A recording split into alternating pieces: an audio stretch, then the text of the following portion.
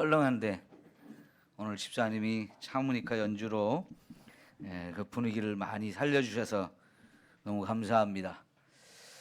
우리가 이 전염병 때문에 함께 모여서 같이 축하도 하고 이렇게 하는 것들을 하지 못합니다.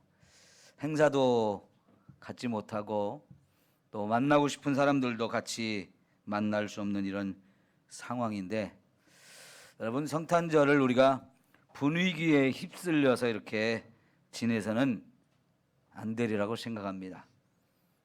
오히려 이 성탄절에 이 땅에 오신 예수님이 누구인지를 우리가 더 마음에 새겨야 되고요.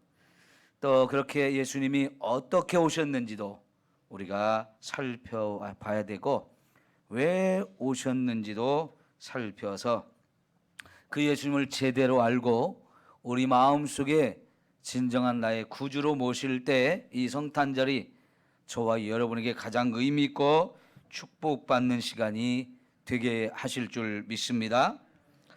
자, 오늘 함께 본 이 창세기 3장 15절, 최초의 복음입니다.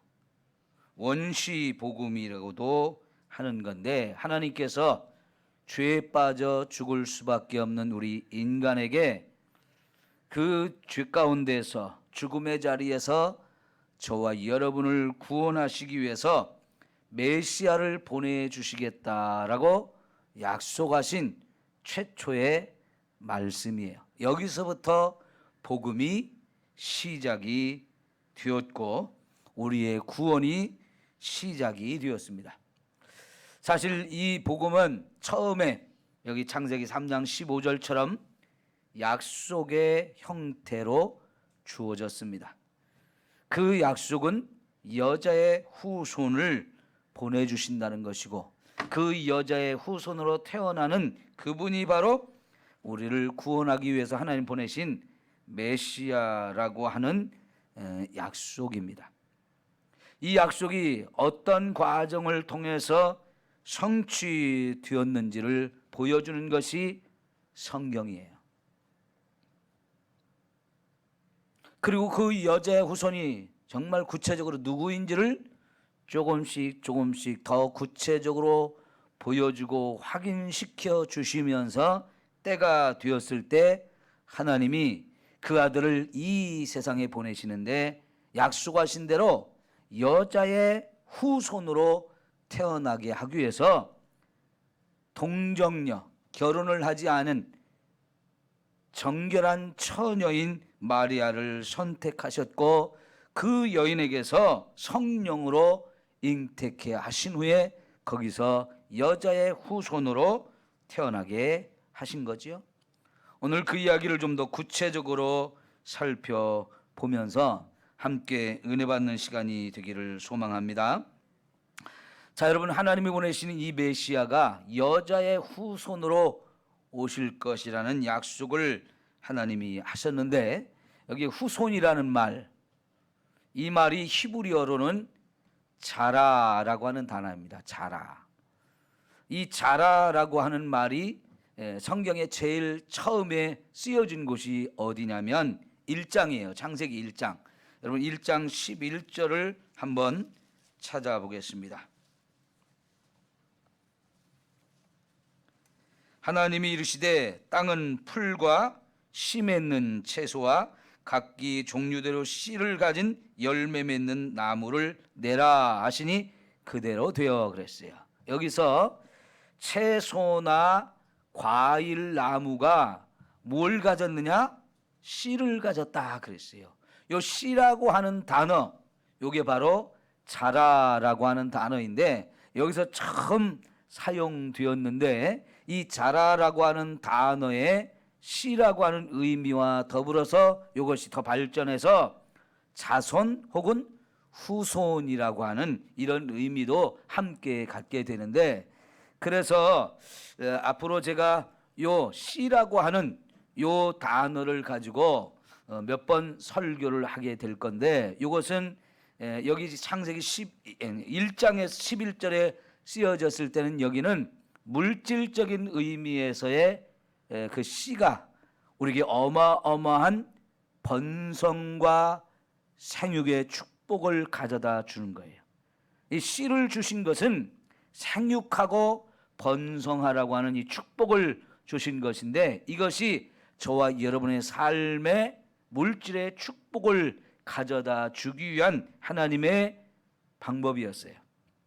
그리고 이것이 이제 3장 15절에서 여자의 후손을 말씀하시는데, 그 후손이라는 단어도 똑같은 단어인데 여기서는 영적인 의미로 사용되어집니다. 그래서 특별히 오늘 이 영적 의미로 사용되어진 후손이라고 하는 이 말씀, 여기에 초점을 맞추어서 우리가 생각해 보려고 하는데요.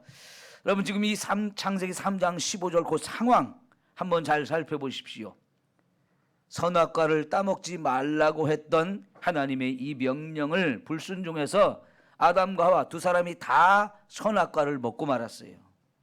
그래서 하나님이 이 아담과 하와를 찾아와 가지고 그들을 심판하는 내용 중에 하나님께서는 심판하시면서도 심판으로 그것이 끝나지 않고 이 심판받고 저주받고 멸망받아야 되는 이 사람들에게 한편으로 여기서 구원의 역사를 이루기 위해서 여자의 후손을 보내주실 것을 우리에게 약속하고 있는 말씀인 거죠. 그래서 이게 정말 어마어마한 축복의 약속이고, 여기서부터 인류 구원의 역사가 시작되는 것을 볼 수 있는데요. 여러분, 3장 19절과 20절을 한번 보십시오. 자, 거기 19절에 보면 아담에게 너는 흙이니 흙으로 돌아가라. 이게 뭘 말씀하는 거예요? 죽음을 말씀하는 거잖아요.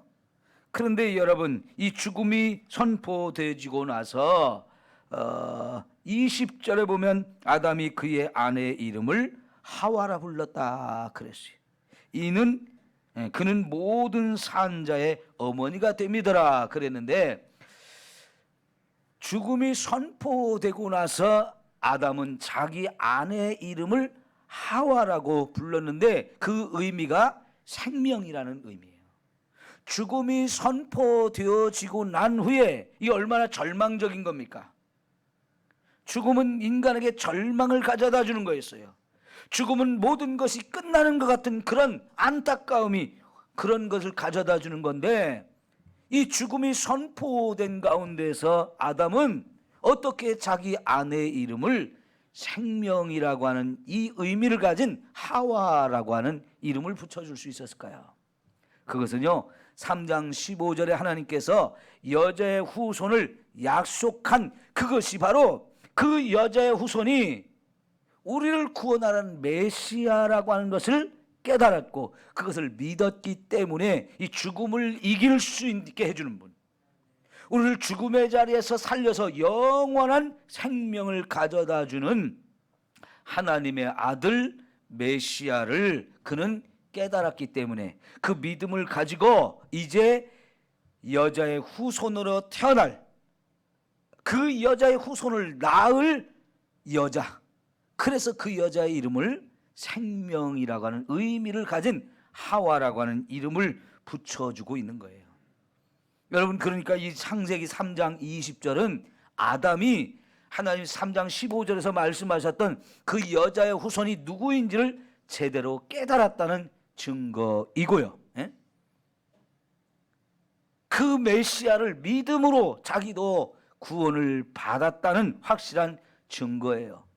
여러분, 하나님이 아담에게 너는 왜 이 선악과를 따먹었냐라고 물었을 때 겨우 그의 입에서 나온 대답이 뭐예요? 하나님이 내게 주신 저 여자 때문에 내가 이걸 먹었습니다 하면서 그 여인을 원망하고 그 여인 때문에 자기도 이렇게 망하게 되었다는 이 절망적인 이야기를 했던 사람이거든요. 그런데 하나님께서는 바로 그 여자가 우리를 구원할 메시아를 낳을 사람이라는 거, 그 우리를 죄에 빠지게 하고 죽음에 이르게 하고 절망에 이르게 했던 그 미웠던 그 여인이 오히려 하나님께서는 그 여인을 통해서 여자의 후손을 보내주셔가지고 그 여자의 후손을 통해서 저와 여러분을 구원하신다는 이 놀라운 구원의 약속을 하고 있는 것을 보면서 아담은 깨달은 거예요. 아, 그 여인이 바로 나를 구원할 사람이구나. 우리의 모든 인류의 후손들을 바로 그 여자의 후손이 우리를 구원하실 분이구나 하는 것을 깨달았다는 얘기예요. 제가 지금 하는 얘기가 제가 없는 얘기를 하는 게 아니고 여러분 이것을 확인해 볼 수 있는 하나의 증거가 있는데요. 요한복음 8장을 한번 여러분이 찾아보십시오. 요한복음 8장.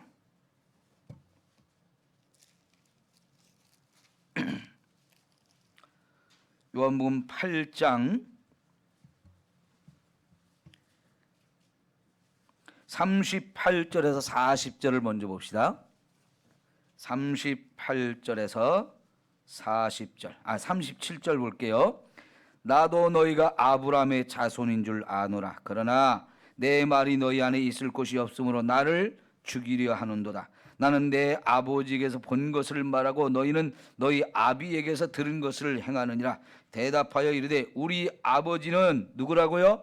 아브라함이라 하니 예수께서 이르시되 너희가 아브라함의 자손이면 아브라함이 행한 일들을 할 것이거늘 지금 하나님께 들은 진리를 너희에게 말한 사람인 나를 죽이려 하는도다. 아브라함은 이렇게 하지 아니하였느냐. 너희는 너희 아비가 행한 일들을 하는도다. 대답하되 우리가 음란한 데서 나지 아니하였고 아버지는 한 분뿐이시니 곧 하나님이시로다. 자, 44절.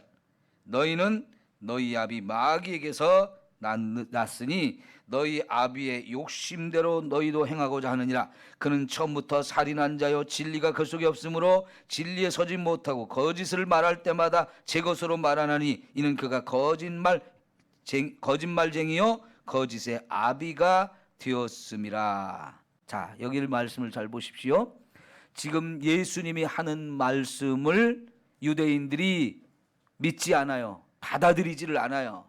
그래서 예수님께서 진리를 알지니 진리가 너희를 자유케 하리라는 말을 앞에서 하셔요. 근데 우리가 이미 아브라함의 후손이기 때문에 자유한 사람인데 뭘 자유를 얻으라고 하느냐? 남에게 종된 일이 없는데 우리가 왜 자유를 얻어야 되느냐? 이렇게 말합니다. 예수님이 나도 너희가 아브라함의 자손인 거 알지만 너희들은 아브라함의 자손이라고 하면서 아브라함처럼 행하지 않는다. 사실은 너희가 아브라함의 자손으로 태어나기는 했어도 지금은 너희가 마귀의 자식이다. 너희 아비가 마귀로 바뀌었다. 그 마귀는 진리에 속하지 않은 자고 진리가 없는 자이기 때문에 처음부터 거짓말로 우리 조상 아담과 하와를 속인 자요. 그래서 거짓의 아비라고 일컫는 자인데 그 마귀를 따르기 때문에 예수님의 말씀, 진리의 말씀을 받아들이지 않고 있다는 거예요. 자, 그런데 중요한 말씀은 56절 보세요. 자, 보십시오.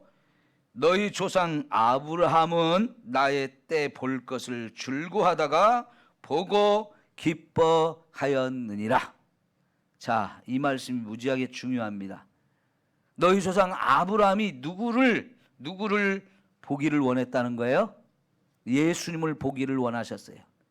그런데 그 아브라함도 나를 보고 기뻐했노라고 말씀을 하시는 거예요. 그러니까 57절에 유대인들이 이르되 네가 아직 50세도 못 되었는데 아브라함을 보았느냐?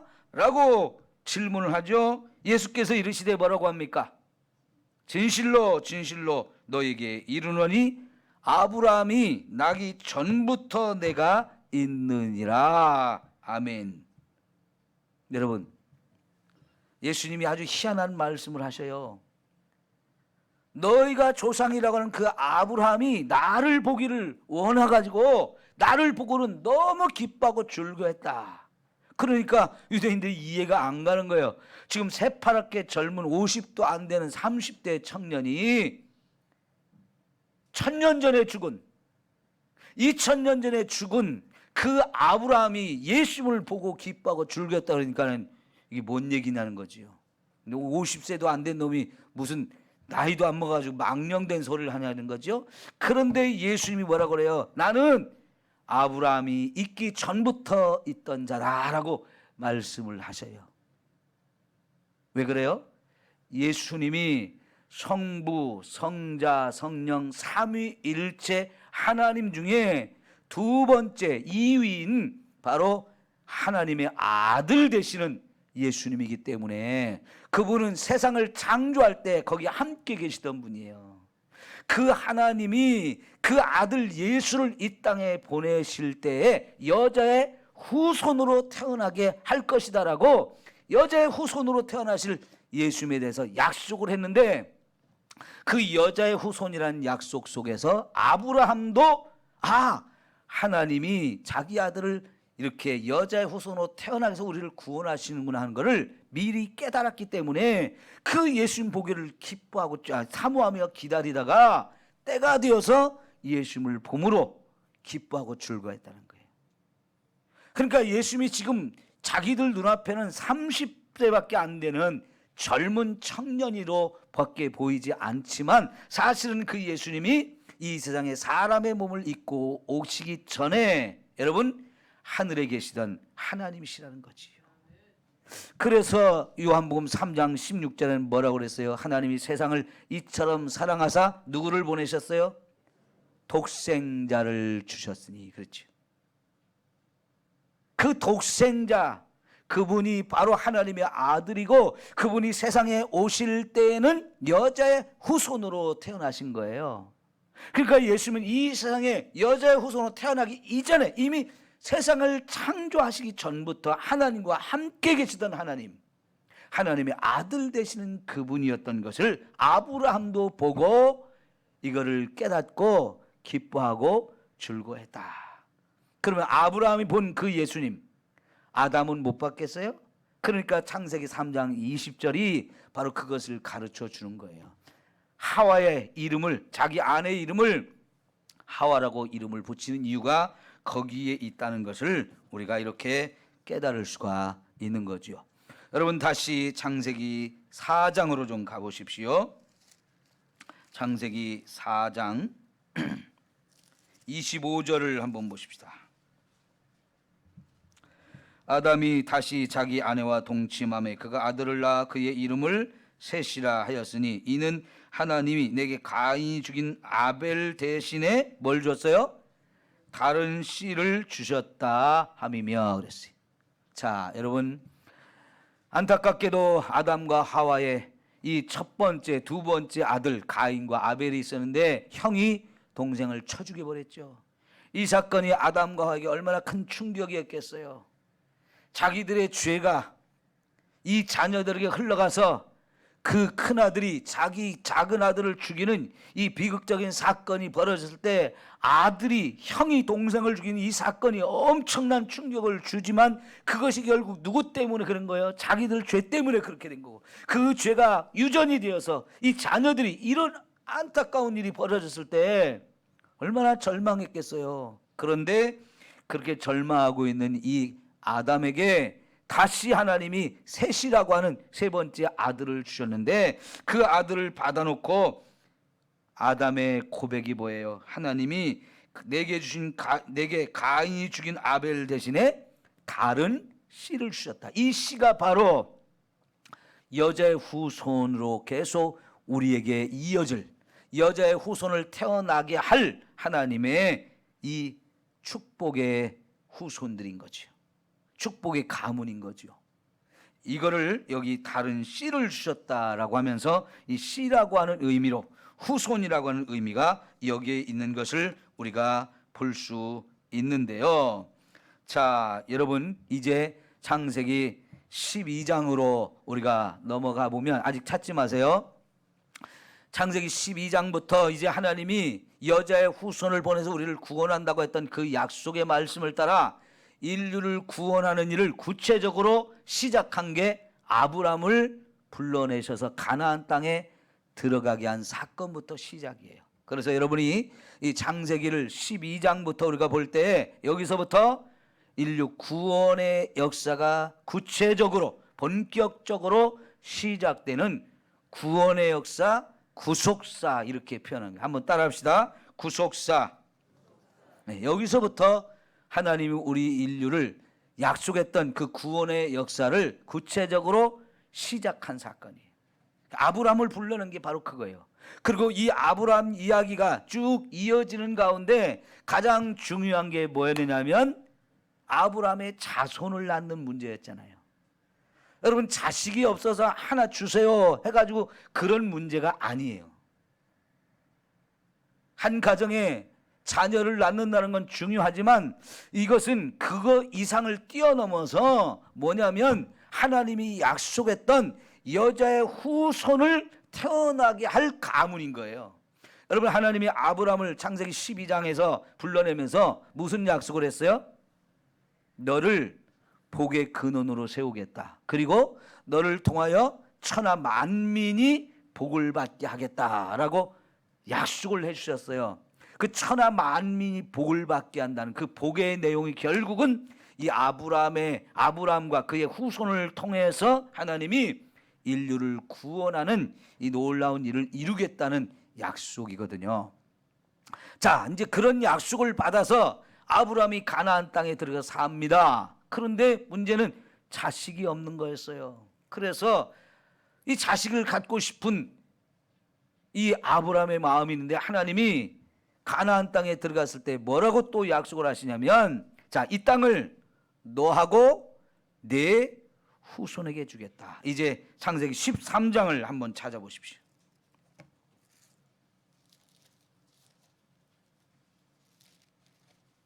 13장 15절입니다.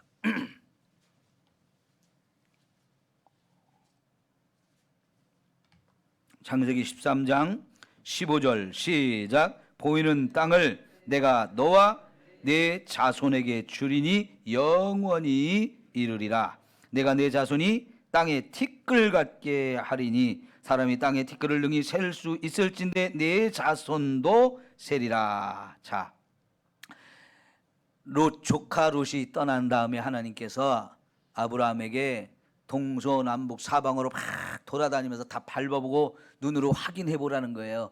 그러고 나서 하나님 주신 약속이 뭐냐면 이 땅, 네가 눈으로도 보고 발로도 밟아본 이 땅을 너에게 줄 뿐만 아니라 이 땅을 너의 후손들에게 대대로 물려줘서 이 땅이 영원히 내 후손의 땅이 되게 하고 내 후손은 하늘의 별과 같이 땅의 티끌같이 셀 수 없이 많이 번성하도록 축복하겠다는 약속을 지금 하나님이 여기서 하시고 있는 거거든요.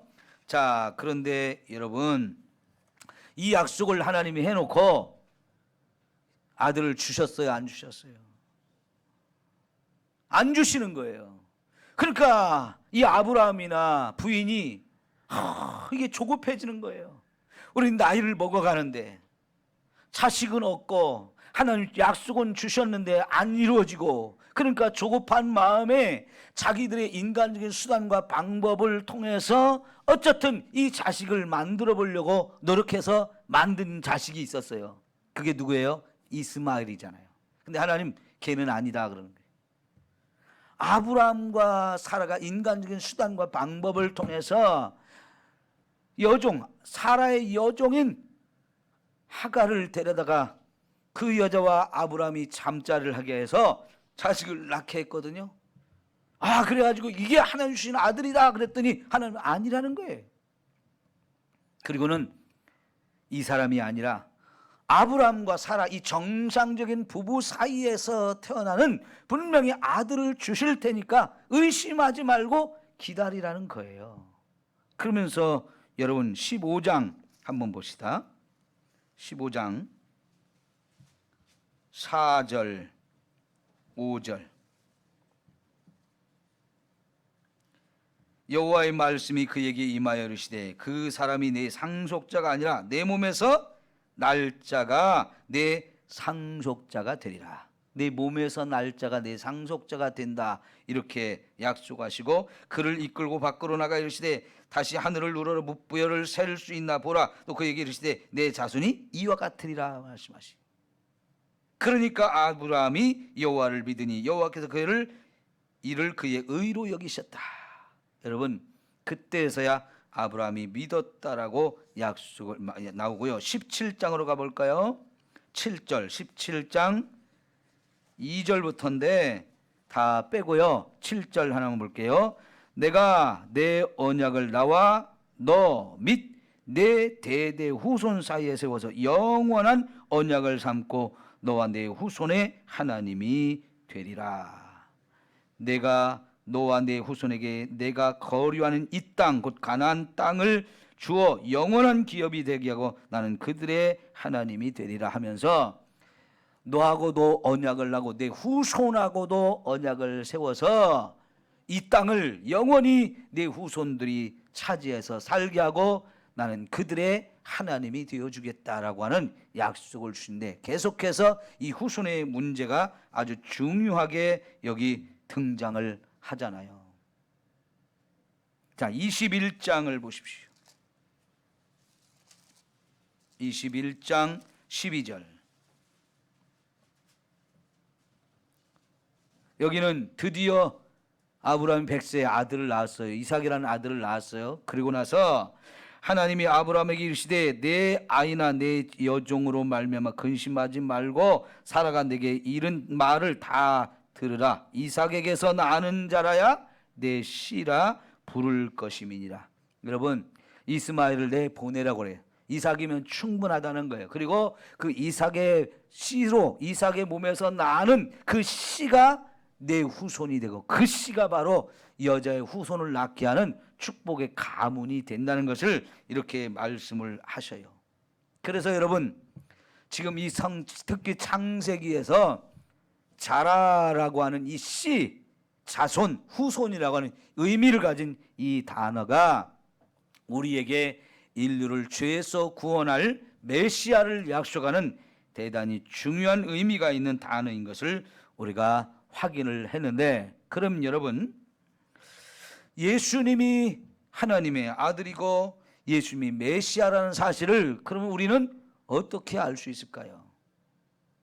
예수님이 여자의 후손, 하나님이 약속했던 바로 그 메시아라는 사실을 우리가 어떻게 또 확인할 수 있느냐 하는 문제가 있는데요. 여러분 우리 마태복음 1장 1절 보면 거기 아브라함의 족보가 시작하는 얘기, 이 예수님의 족보가 시작하는 얘기가 나오죠. 거기 1장 1절이 뭐래요? 아브라함과 다윗의 후손 예수 그리스도의 세계라. 예수님에 대해서 소개를 하는데 그 예수님은 아브라함이 조상이고 그 예수님은 다윗 또한 조상이라는 거예요. 그래서 예수님은 이 아브라함과 다윗의 계통을 이어오는 그 가문에서 태어나신 바로 그분인데, 여기서 아브라함과 다윗이 등장하는 이유가 뭐냐면 하나님께서 아브라함과 다윗에게 메시아에 대한 약속을 가장 분명하고 확실하게 해준 사람들이에요. 그래서 모든 유대인들은 바로 그 메시아를 기다리고 기다렸어요. 얼마나 간절히 기다렸는지 몰라요. 하나님의 약속을 분명히 깨달았기 때문에 하나님이 메시아를 보낸다는 이 약속을 그들은 마음에 품고 정말 기다렸는데 그 메시아가 지금 이 땅에 왔어요. 그래서 그 예수님을 소개할 때 짠 하고 소개하는데 이 예수님은 바로 아브라함의 후손이고 다윗의 후손이다. 이 말만 들어도 유대인들 그분이 하나님이 약속했던 메시아구나, 이걸 바로 알아듣는 거예요. 왜? 성경을 통해서 그 약속을 받은 유대인, 그들이 이 아브라함의 후손이잖아요.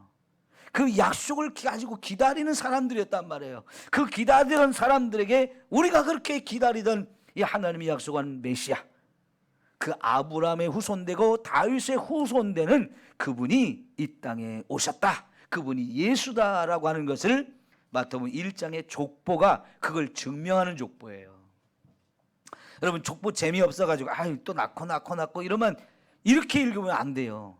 그게 바로 예수님이 하나님이 약속했던 바로 그 메시아라는 걸 우리가 확인시켜주는 이야기인데요.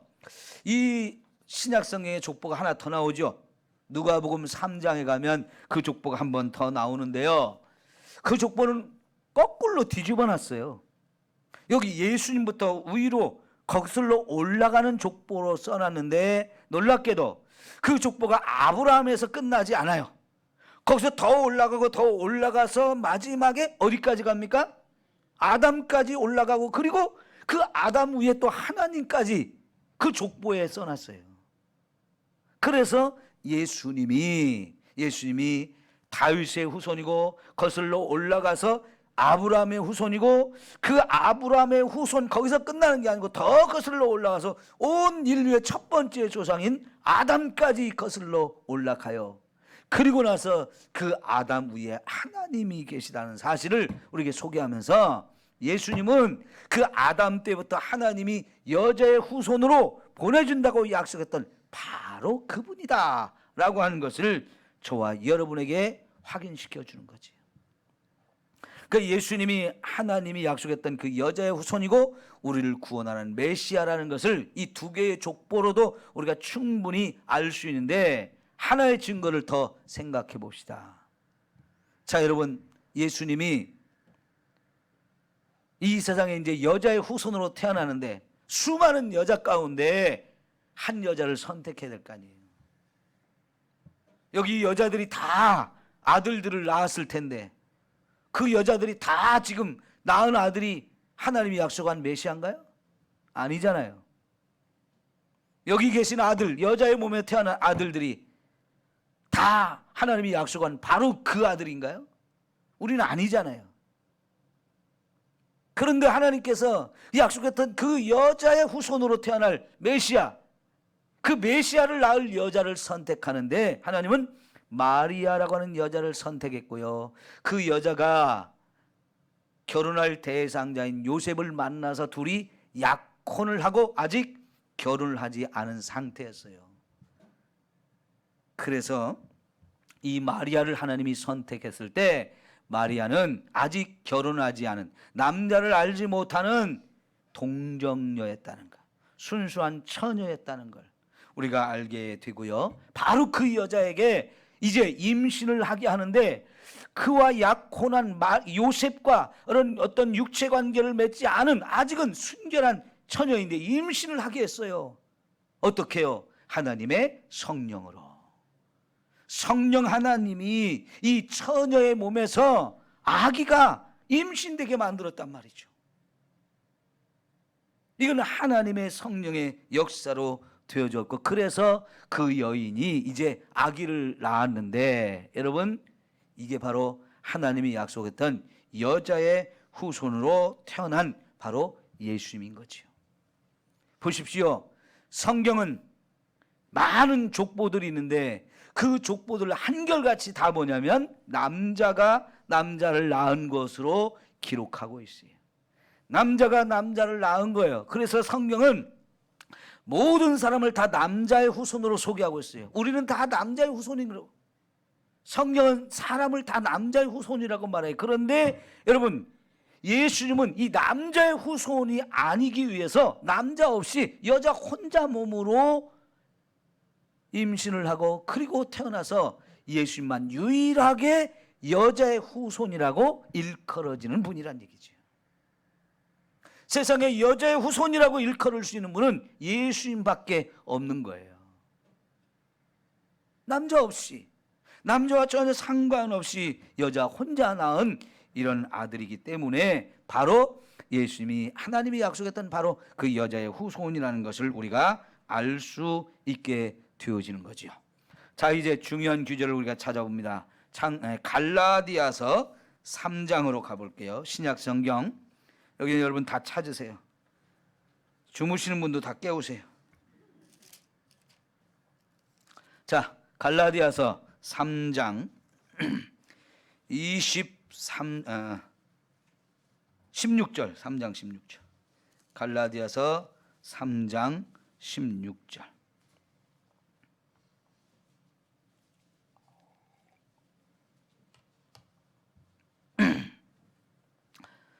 시작. 이 약속들은 아브라함과 그의 자손에게 말씀하신 것인데 여럿을 가리켜 그 자손들이라 하지 아니하시고 오직 한 사람을 가리켜 내 자손이라 하셨으니 곧 그리스도라. 자, 여러분, 아브라함의 후손이 얼마나 많아요. 그런데 아브라함의 후손이 다 메시아가 되는 건 아니잖아요. 근데 여자의 후손이 아브라함의 후손으로 태어나야 되는데 그 아브라함의 후손 수없이 많거든요. 그런 후손 다 말하는 게 아니고 오직 한 사람만을 하나님이 약속했는데, 아까 우리가 21장 창세기 21장에서 아브라함의 후손 중에서도 이삭의 후손, 거기서 나는 씨가 내 씨다 그렇게 말씀했죠. 그 한 사람을 말씀했다는 거예요. 그게 바로 누구라고요? 그리스도라. 그리스도가 누구예요? 예수님. 다시 한 장 넘어가셔서 4장 4절, 갈라디아서 4장 4절 말씀. 시작. 때가 참에 하나님이 그 아들을 보내사 여자에게서 나게 하시고 율법 아래에 나게 하신 것은 그랬어요. 자, 보십시오 여러분. 때가 차니까 하나님이 자기 아들, 그 아들을 누구에게서 나게 했어요? 여자에게 나게 보내셨다는 거예요. 아들을 보내셔가지고 세상에 보내셔서 여자에게서 나게 하셨다는 거예요. 여자의 아들로, 여자의 후손으로 태어나게 하신 하나님의 아들이 때가 되니까 사람의 몸을 입고 이 여자인 마리아의 몸을 통해서 여자의 후손으로 태어나셨는데 그 아들이 바로 예수님, 그분이 우리의 그리스도가 되신다는 사실을 이렇게 확인시켜주고 있는 거예요. 자, 그러면 여러분, 그 아들을 오늘 우리가 믿어야 됩니까? 안 믿어야 됩니까? 예수님이 나의 누구가 되는 거예요? 예? 예수님은 나에게 뭐가 되는 거예요? 크게 말씀해 보세요. 예수님은 나의 구원자가 되는 거예요. 예수님은 나의 메시아가 되는 거예요. 하나님이 보내신 그 아들, 여자의 후손으로 태어나신 그 예수님이 바로 나의 구원자가 되셔요. 그 예수님을 여러분 믿으십니까? 그 예수님을 믿으면 우리가 구원받은 자가 돼요. 자, 그래서 이제 갈라디아서 4장 5절, 6절, 7절까지 볼게요. 율법 아래에 있는 자들을 속량하시고 우리로 아들의 명분을 얻게 하려 하심이라. 너희가 아들임으로 하나님이 그 아들의 영을 우리 마음 가운데 보내사 뭐라고요? 아빠, 아버지라고 부르게 하셨느니라. 그러므로 내가 이후로는 종이 아니요 아들이니 아들이면 하나님으로 말미암아 뭘 받아요? 유업을 받을 자니라. 할렐루야. 여러분, 하나님의 아들 되신 예수님, 여자의 아들로 여자의 후손으로 태어나신 그 예수님이 저와 여러분을 구원하러 오신 메시아예요. 그 메시아 된 예수님을 믿으면 나도 하나님의 아들의 명분을 주신다는 거예요. 그래서 그 하나님을 감히 아버지라고 아빠라고 부를 수 있는 이 특권을 저와 여러분에게 주셨어요. 그래서 우리가 하나님을 아버지라고 부르고 하나님의 아들, 딸이 되었으니까 이제부터 우리도 하나님으로부터 상속받을 권한이 주어졌어요. 그 하나님으로부터 받는 상속이 뭐예요? 하나님 나라예요. 하나님 나라를 우리가 유업으로 받을 수 있게 하셨다는 거지요. 여러분, 이 얼마나 놀라운 말씀이에요. 자, 여러분이 이제 3장 22절, 갈라디아서 3장 22절 봐요. 갈라디아서 3장 22절 거기 시작. 그러나 성경이 모든 것을 죄 아래 가두었으니 이는 예수 그리스도를 믿음으로 말미암는 약속을 믿는 자들에게 주려 함이라. 여러분, 예수님을, 예수 그리스도를 믿는 우리에게 하나님의 약속을 믿게 하는 것이에요. 그래서 26절, 너희가 다 믿음으로 말미암아 그리스도 예수 안에서 하나님의 아들이 되었으니. 이제 29절, 너희가 그리스도의 것이면 곧 아브라함의 자손이요 약속대로 유업을 이을 자니라. 저와 여러분이 하나님의 아들 예수를 믿음으로 아브라함의 자손도 내가 되는 거예요. 혈통적으로 육신적으로 아브라함의 후손으로 태어난 사람만 아브라함의 후손이 아니고 이제는 아브라함이 믿는 그 하나님을 믿고 그 하나님이 우리에게 보내신 메시아 예수를 믿으면 우리도 아브라함의 자손이 되어져요. 영적 자손이 되어져요. 그래서 아브라함이 하나님으로부터 받았던 그 유업을 우리도 받을 수 있는 자가 되었다는 거예요. 여러분, 성탄절이 왜 이렇게 좋은 거예요? 왜 성탄절이 저와 여러분에게 기쁨을 가져다 주는 거예요? 하나님이 약속한 그 여자의 후손 되시는 인류를 구원하러 오시는 메시아, 그분이 이 세상에 사람의 몸을 입고 진짜 약속한 대로 여자의 후손으로 태어났기 때문에 그래요. 우리를 구원하러 오셨기 때문에. 그분을 진짜 내 마음에 모셨을 때 나도 하나님의 자녀가 되고 죽을 수밖에 없는 우리가 천국에 가서 영원히 살 수 있는 이 축복을 누리게 되어지는 거지요. 여러분, 아담이 여자의 후손이라는 이 말을 듣고 하나님이 죽음을 선포했어도 절망하지 않고 우리는 생명을 또 얻었어. 죽을 수밖에 없는 인간이지만, 이 죄로 죽을 수밖에 없는 인간이지만 영원한 생명을 하나님이 이 여자의 후손을 통해 주셔서 죽음을 이기고 천국에서 영원히 살 수 있는 축복을 얻은 것을 확인했던 것처럼 이 여자의 후손으로 오신 예수님을 저와 여러분이 예수님이 나의 구주입니다, 예수님을 내가 믿습니다, 이 고백이 주어지면 여러분, 저와 여러분도 하나님의 자녀가 되고 죽음을 이기고 죽어도 다시 살아서 천국에서 영원히 살 수 있는 이 놀라운 은혜를 주신 줄 믿습니다. 이 예수님이 내 마음속에 모셔질 때 성탄절이 최고의 절기요 축복의 시간이 되어질 줄 믿습니다. 기도합니다.